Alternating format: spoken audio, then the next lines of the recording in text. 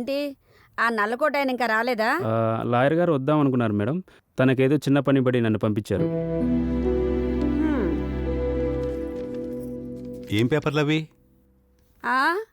ఆస్తి మొత్తం రాసేసానురా. ఎవరికత్తయ్య గారు? ఈ ఇంట్లో సవ్యంగా నడుచుకునేది ఒక్కళ్ళే, వాళ్ళ పేరు మీద రాసేసాను. అంటే నేనా బామ్మ? నోరు మీవే అక్కుపక్షి. నా బంగారు తల్లి అంజలి పేరు మీద రాశాను. ఎంత మంచి పని చేసావు నానమ్మ.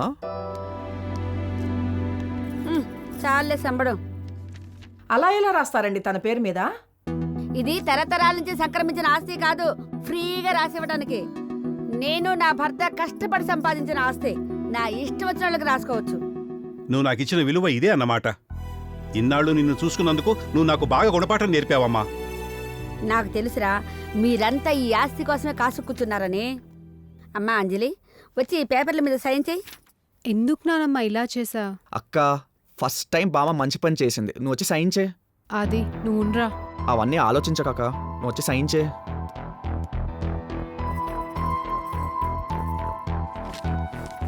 పెన్ను